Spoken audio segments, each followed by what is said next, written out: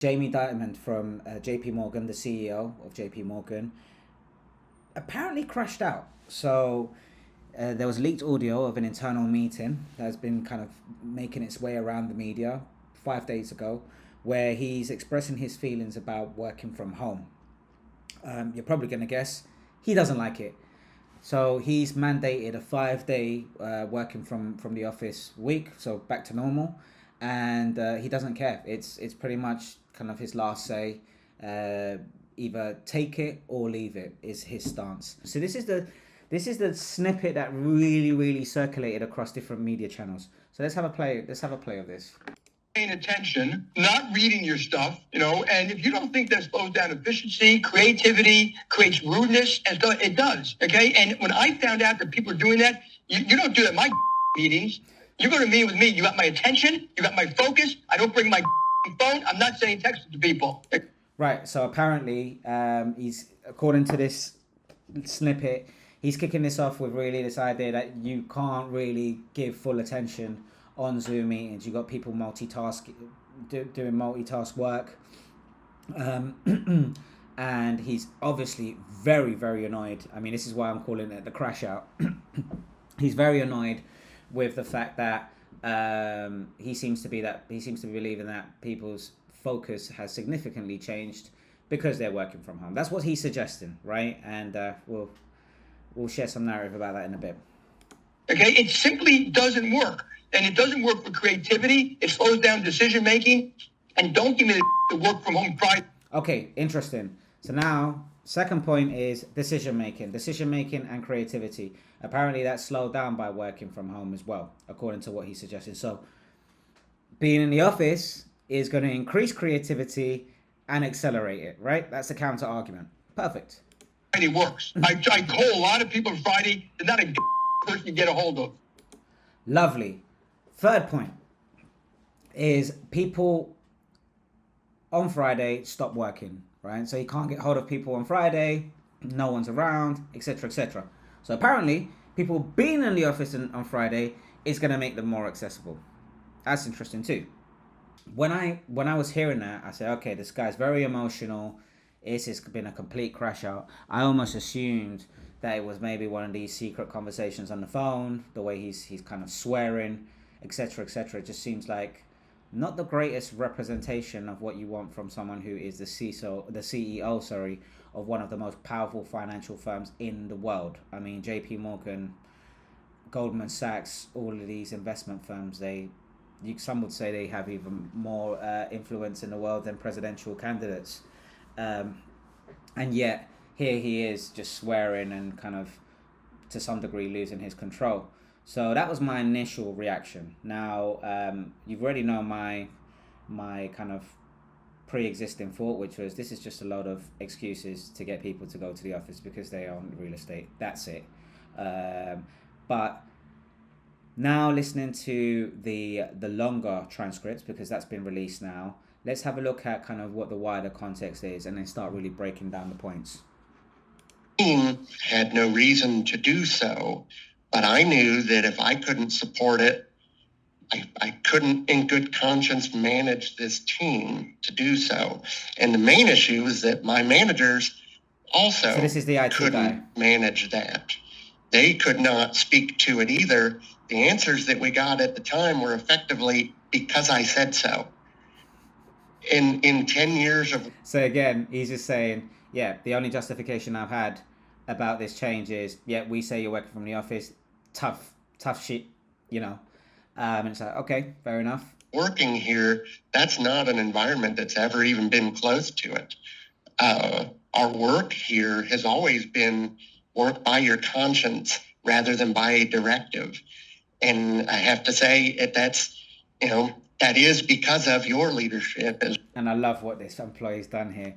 So he's kind of said, look, I'll be honest, he's kind of greasing him up, right? And saying, it's because of your philosophy of going against the grain and calling corruption when it happens and, doing things with common sense that I'm speaking up here. So it's almost like, oh God, now he's going to have to contradict. If Jamie Dimon, the CEO, he's going to have to contradict his whole kind of mantra of doing things differently to get different results. So I like the way he's kind of put that little landmine in there before Jamie Dimon gets the opportunity to rant off, as we've already heard. As well, the times that you've just over the years and stood up to tyrants in the way that you operate. Mandating a 5-day a week, my team currently exists in 4 time zones. We have 7 people. My manager just moved to Florida. There is no way that I have a close colleague in India, a close one in Buenos Aires. There's just no way that being in an office makes any difference for us specifically. And that's true, right?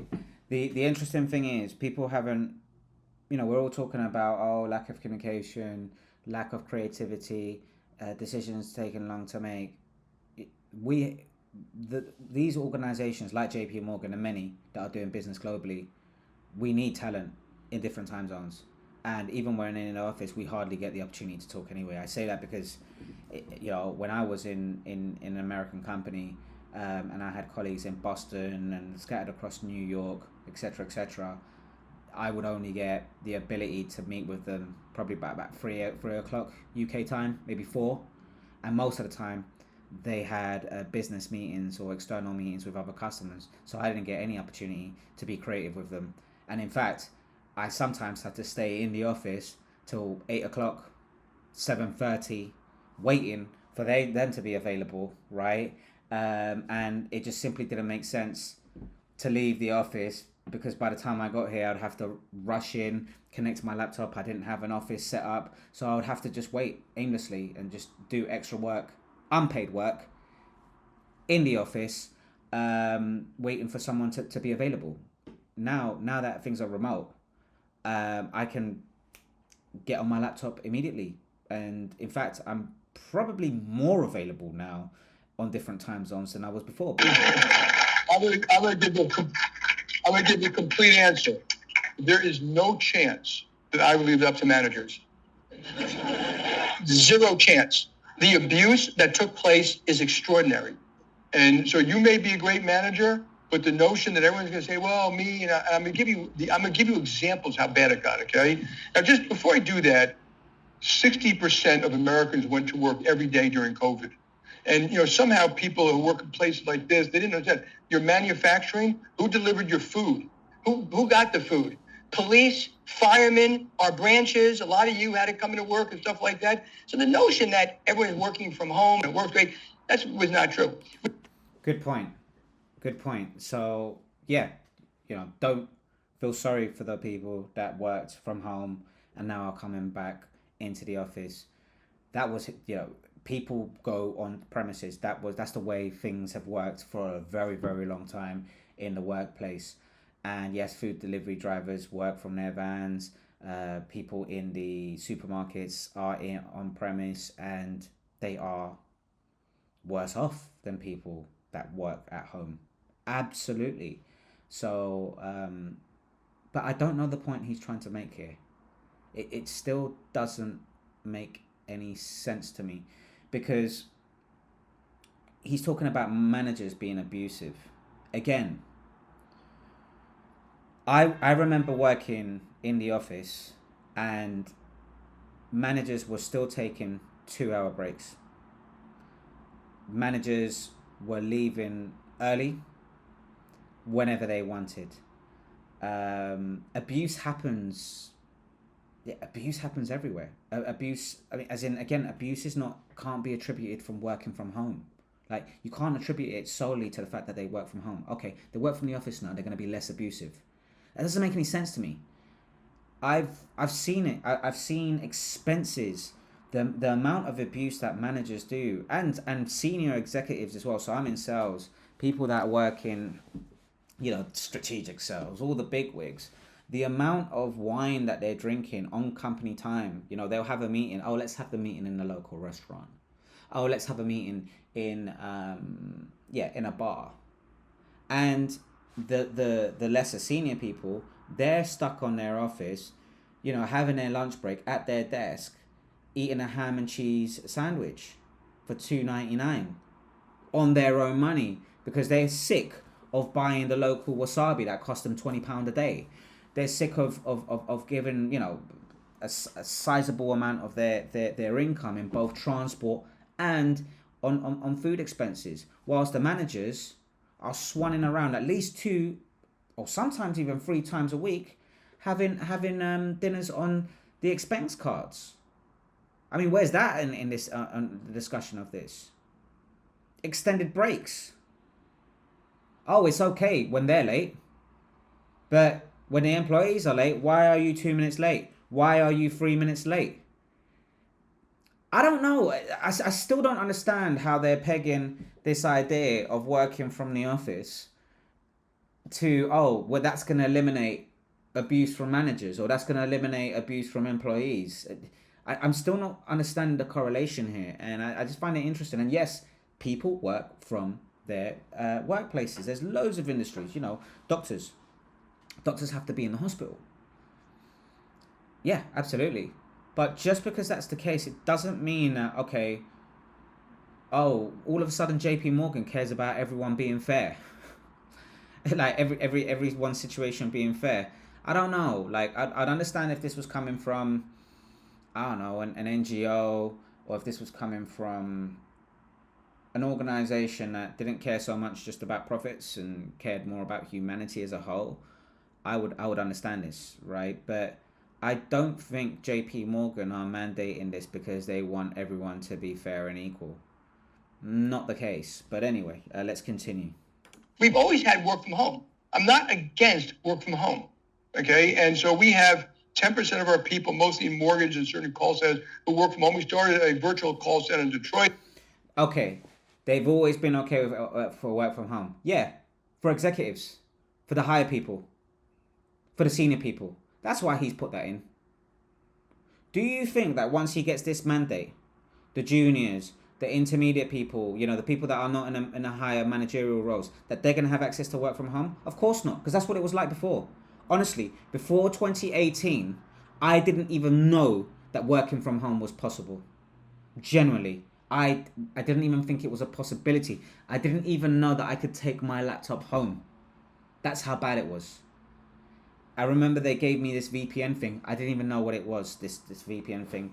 Apparently, that was a security. That was a security little device that gives you a code and allowed you to connect to the internet at home securely. But I didn't even know what it meant because I was never allowed to work from home.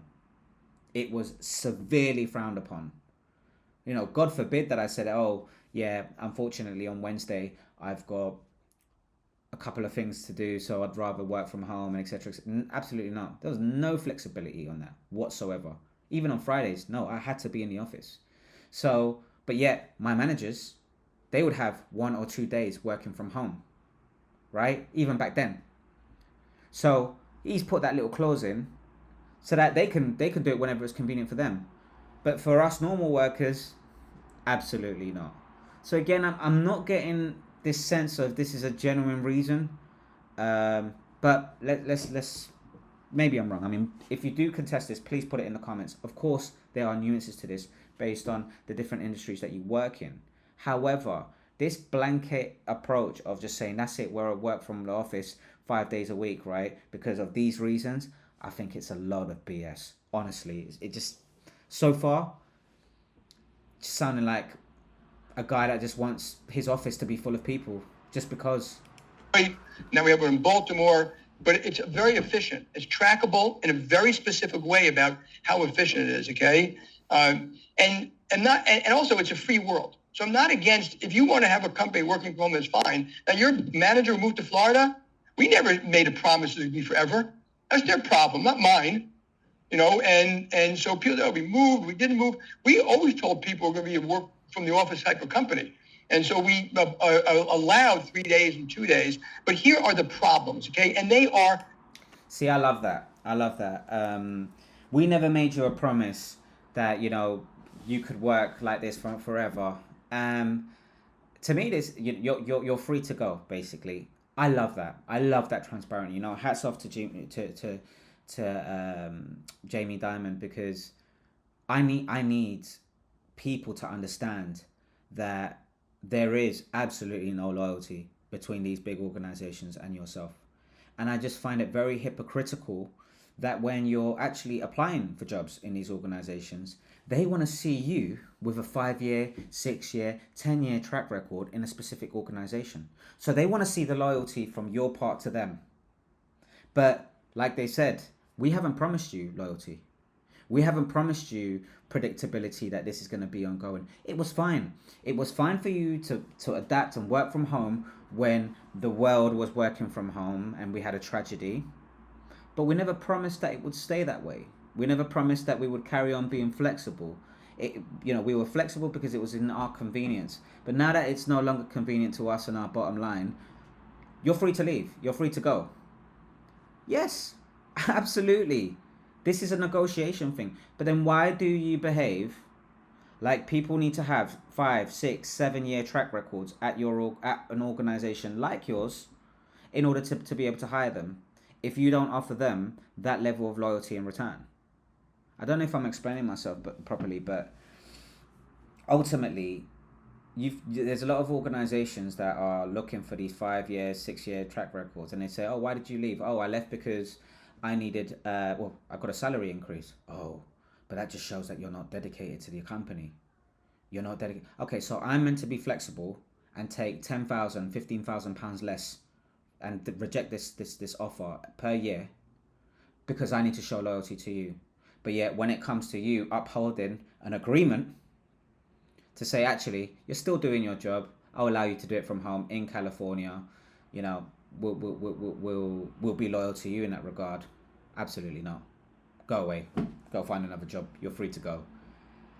I find that interesting. Again, no company is obligated. I completely agree. No company is obligated to run a work from home scheme. But I do think it's hypocritical when you give people a taste of that when it's convenient to you. You have high level profits, everything's going well, everything maintains, and then you do the rug pull. And you say, no, we're going to go back to the reverse. Why? Because that's what we want. Okay, cool. Well, I want a salary increase. Oh, well, that's not good. That's not good. You've got to do it for the same amount of money. Oh, but it's going to cost me money. It's going to hit my bottom line to start coming into your office again. No, we don't care. Take it or leave it. Brilliant. Well, if it's to take it or leave it attitude, then don't start chastising people when they're jumping for more convenient situations each time. You run your business on the basis of convenience in your workforce, right? You want convenience. You want to strip it down to the bare margins to make sure that you're making as much money as possible and people behave the way you want. Okay, cool. So I jump jobs as well because I want the best settlement for me. I want as much cash as possible with the most comfortable working environment possible so that I can be sane, I can enjoy my work, and I continue reaping the benefits of my life. I don't know. I think it's interesting. I love that statement by Jamie Dimon, but as long as it's reciprocal, right? I will not judge someone who comes to me and tries to get the best terms. They're looking after their own interests. But no, what I see with recruiters doing, with a lot of companies doing, it's like, oh, well, why? Why did you do that? Why did you leave a company to go to another company for more money? We want someone who's loyal. We want someone who's very committed, that's going to be here for many, many years to come and is going to help us build the business. So we want that loyalty. But, if you step out of line, we'll get rid of you like a bad habit. Fair enough. Substantial, okay, which is the young generation is being damaged by this. That means they may or may not be on your particular staff, but they are being left behind. They're being left behind socially, ideas, meeting people. In fact, my guess is most of you live in communities a hell of a lot less diverse than. So now Jamie Dimon cares about the new generation. Apparently the young people are being left behind, and that's why he wants the offices to be full of people. I'm not buying it. Now he's talking about diversity. Our offices are more diverse than the communities that you work in. Really. JP Morgan. So if I go, because he's probably thinking about his American state, but if I go to JP Morgan here in the UK, I'm based in Hackney, London, East London, right? JP Morgan's going to be more diverse than my own neighborhood. Fascinating. JP Morgan is going to help the young people, define the young people and give them experience. Really? Or are they just going for the best candidates coming from the highest level of universities, private school educated kids that come from rich families, do they not get the priority in jobs? Like, this guy's talking like he's taking normal young people with average grades, put them in that office, getting them to rub shoulders with the brightest minds in the world, and then skilling them up to become investment bankers. That's the way he's talking. No, Jamie. You're getting the highest, and quite rightly so, by the way. You're getting the best talent that's, well, not necessarily the best talent, just qualified talent, right? People that have got high grades from private schools, you know. So you're talking about those individuals being able to have an enriched environment in your JP office. But apparently you care about the young people. That's why you're doing this as well. I don't believe that's the case. I don't believe that's the case. Jamie, out of all the arguments that he could be coming forward with, in the context that he's delivering it, which is as the CEO of JP Morgan, it's not sounding great. It's not sounding credible. In this room. And so it had all these kind of effects. So we actually see these younger kids slowly being left behind. And I won't do that to younger kids. Now, it's hard to say to younger kids, you come in, but not your bosses. And the other thing, which was full of shit, which I couldn't stand listening to anymore, is, well, if I come in, I just zoom to people somewhere. Which I've also said you can't do, which we have people zooming in from different floors. You know, if you're in the building, go to the meeting. We also had, and you know I'm all right about this one, that a lot of you were on the Zoom, and you would... Right, so now he's talking about being in the office and then zooming into the meetings. According to him, more attention is going to happen when you're actually in a meeting. I refuse. Again, not my experience at all. I've been in meeting rooms where no one has their phone and no one has their laptop and they're just staring into the distance. Because just like Jamie Dimon is doing right now, he's not speaking with people, he's speaking at them. And the tough shit attitude is really what most of these companies are doing. So, you know, for me, being in a room full of people is about fostering conversation. It's about sharing ideas. That's the benefit of being in a room. That's what meetings should have been in the first place. I remember, you know, when I was very new to the corporate environment, I started going into these offices and I really thought it was a meeting. And when I'm in a meeting, I really thought that I could speak and that other people would speak and that we would almost have a team huddle. Not the case. It was just one guy at the front speaking at you. Just, this is what we're doing, this is what we're doing, this is what we're doing. And then if you asked a question or somebody else asked a question, you know, okay, we're allowed one question, but 2 or 3 questions back to back, no, that can't happen. That's not a meeting to me. We're not meeting. We're just listening to you. There's no difference for me being on a Zoom and looking at you just aimlessly speak to being in that meeting room. And I used to literally see the same behavior. I used to see people zoning out, staring out of the window. You know, I'd come out. I love listening to people in meetings, regardless. I'm a bit of a weirdo like that. I like hearing the way people talk, their ideas, etc., etc. So I don't mind being in the meeting room, sitting there quiet and just observing what the person's trying to communicate, because I like to study communication. However, a lot of people don't ingest information that way. And I would come out and be like, what do you think of this? And they'd be like, oh, mate, I stopped listening after about 3 minutes. And you're like, wow. So these meetings aren't any more effective than the Zoom ones. If anything, all the Zoom one has done is said, okay, well, at least I can multitask. So he's right. People do multitask when they're on the Zoom meetings. But again, doesn't mean it's worse than the situation you're actually getting when you're in the office, where you can't even multitask and they're still not listening. They're still not ingesting what you're saying. If working in an office environment was better, we would have seen a steep decline in profits. We're doing the following, okay? You know, looking at your mail, sending texts to each other about what an asshole the other person is, okay? Not paying attention, not reading your stuff, you know, and if you don't think that slows down efficiency, creativity, creates rudeness, and stuff, it does, okay? And when I found out that people are doing that, you don't do that in my goddamn meetings. You go to a meeting with me, you got my attention. Yeah, he just found out that people were doing this. during remote work. So people were not doing this in the office, according to him. If anything, probably the reason why they probably been just studying the messages that people have been sending in Teams and all that type of stuff. Doesn't mean people weren't thinking that in the first place. That doesn't mean people weren't doing that when they were in the office. They might have just been writing it on their notebook instead of Teams. It's just before you had, what do they call it? The absence of evidence is not the evidence of absence or whatever, yeah, right? Just because there wasn't any evidence that people were doing that back then doesn't mean it didn't happen. Now there's just evidence. Now you could just monitor people's online engagement and what they're doing on Teams, etc., and just do a meta-analysis on how people are really looking at you. But that doesn't mean that going back into the office is going to change that. I don't understand where the benefits are coming from in his head. But how is he going to sell this? He doesn't have to sell it, by the way. He's going to mandate it. Fair enough. But how is this? How are you going to rationalize this? And I'm going to talk about a bit as to why you want to rationalize it in a second. Attention, you got my focus. I don't bring my goddamn phone. I'm not sending texts to people. Okay? It simply doesn't work. And it doesn't work for creativity. It slows down decision making. And don't give me the shit that work from home Friday works. I call a lot of people on Friday. There's not a goddamn person to get a hold of. And remember, the team's got to work. Okay, and then I manage a company and we have a operating committee meeting. We're not all there. Sometimes there are people zooming in from somewhere. They travel.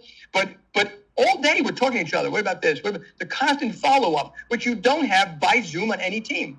So it may work for your team. Now, we've said, but we did learn flexibility. So particularly for usually women, caregivers, we understand there'll be flexibility.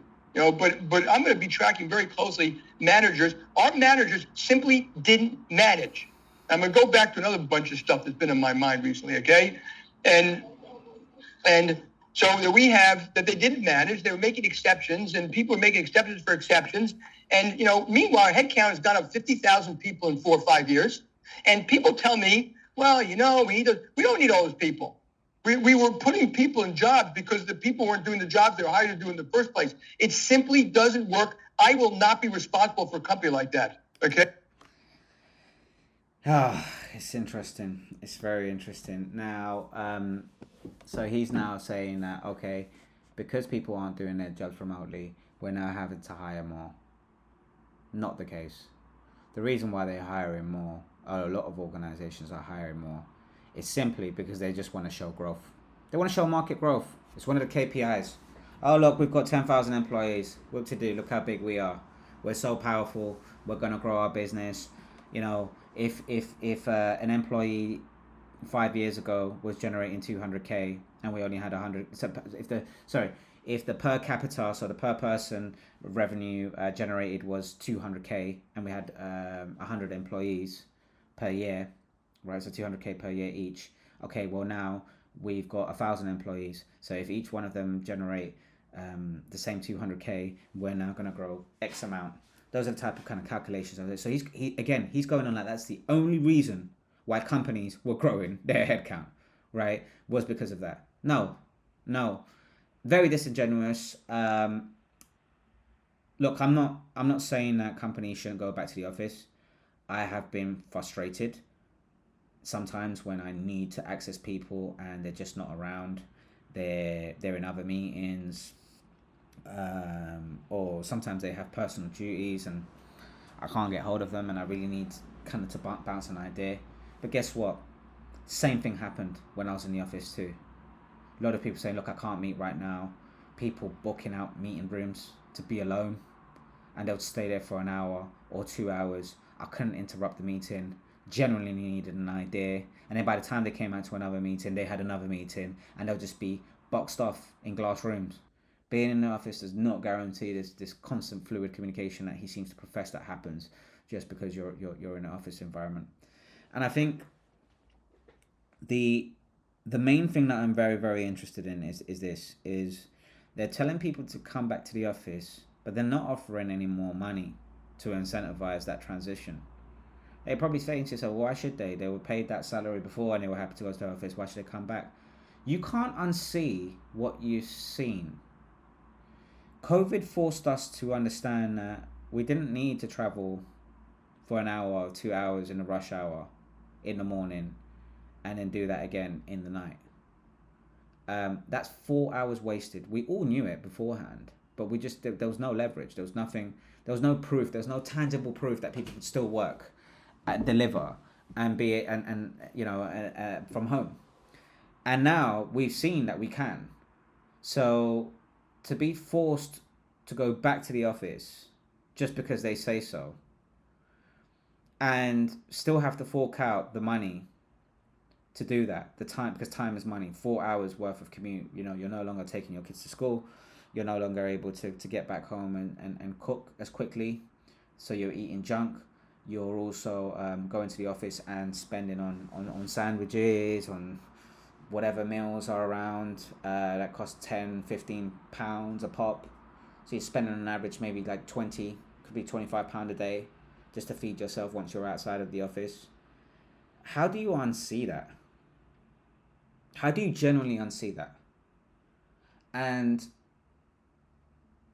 yet you're not forced to sign up for this. I don't see how everyone is going to go back into a work from the office scenario. I think what's going to happen is this is going to provide an opportunity to smaller players, disruptors, and they're going to say, yeah, just work from home. And I think they're going to do it because that's the only way you're going to be able to seduce top talent away from these organizations, by offering that alternative and saying, we're going to be transparent. We didn't commit to these large leases. We're going to save money. And because we're going to save money from the kind of all these rentals, etc., you can save money too.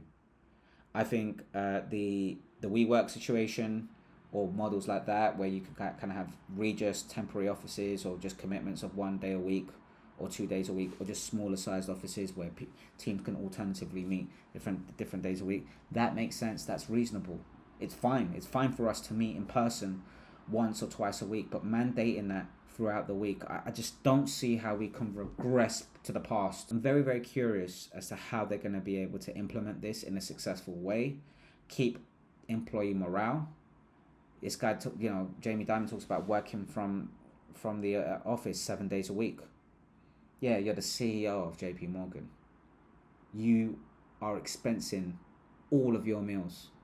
You're getting helicopter rides. You are in the upper echelon of networking. Everyone wants to meet you. You live the life of a businessman rock star. Who on earth would not want to work 7 days a week under those scenarios? If you're a hedge fund manager and you're making millions and millions a year, well, of course you're going to want to be at work all the time. But when we think about IT support managers, when we think about people that are making 80, 70, 100k a year, which some of you watching might say, oh, that's a lot of money. It really isn't nowadays. How are you going to justify that same level of work ethic from them when you're telling them to come to the office? So you pay to come to my premise and work 5 days a week, even though there's no real business rationale. Be happy about it because you're working for JP Morgan, or you're working for whatever company it is. Yeah, suck it up. You're working for someone else. Yeah, absolutely, fair enough. But don't expect people to be happy about it. And that's going to have an impact on your market, on the customer service, on your retention rate, and that type of stuff. And if you then start mandating that people stick around for 5 years, 10 years under your scenarios, when you're just saying, do it because I said so, the hypocrisy is big. But anyway, that's me. And yeah, let me know what you think in the comment section.